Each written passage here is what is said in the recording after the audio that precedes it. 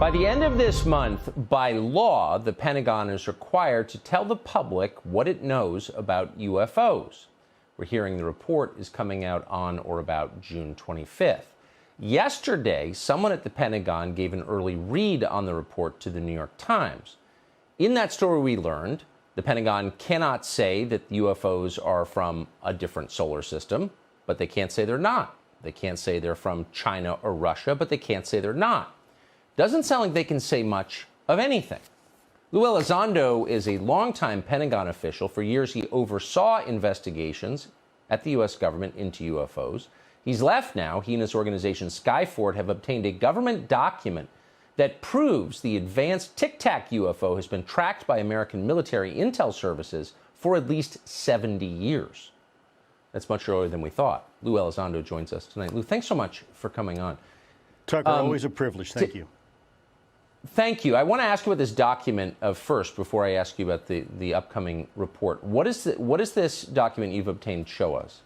Well, this is a document that was obtained through the Freedom of Information Act, and it demonstrates quite clearly that we have had issues with these, if you will, these UAPs or UFOs in the vernacular for at least 70 years, at least since 1950, probably earlier.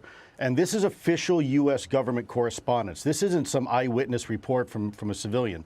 This is official government documentation from military personnel to very senior military brass. And what it says is very quite compelling that, look, we've had a lot of military and intelligence eyewitnesses, to include special agents and scientists, and all of them are seeing these things. And more importantly, the frequency has occurred on a regular and continuing basis over sensitive U.S. military facilities. And this has been occurring, Tucker, again, since 1950, according to official U.S. government documentation. So think about that for a minute when we talk about that on the backdrop of this recent revelation that the U.S. government has finally admitted that this is not some sort of secret U.S. technology. Well, okay, that's great. We already knew that.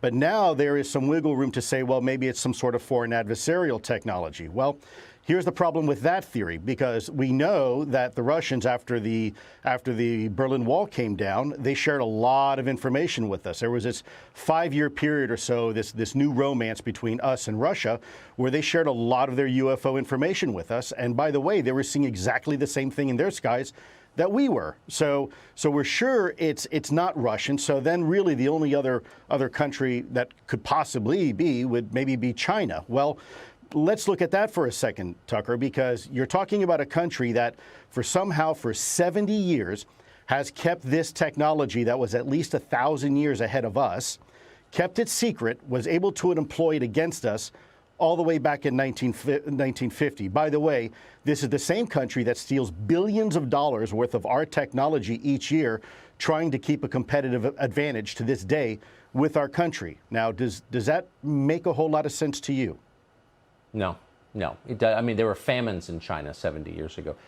Quickly, there seems to be some connection, anecdotally there is, between these objects and nuclear reactors, nuclear warheads, nuclear-powered vehicles, submarines and warships.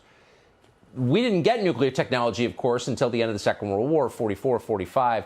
We had airplanes. We had an Army Air Corps going back to the First World War. Were there sightings of these before the United States possessed nuclear technology? There were anecdotal sightings, but really there seems to be a significant uptick. Once the United States and other countries really entered into the atomic age, we began to see an increased uptick, what appeared to be some sort of reconnaissance or surveillance of our nuclear technology, our nuclear development, whether it's power or propulsion or weapon systems and related technology. Yeah. That's it's amazing. It's a tantalizing suggestion. I'm not sure what it means, but I think it's interesting as hell. Lou Elizondo, I appreciate your coming on tonight. I hope we see you soon. Always a pleasure. Thank you, Tucker.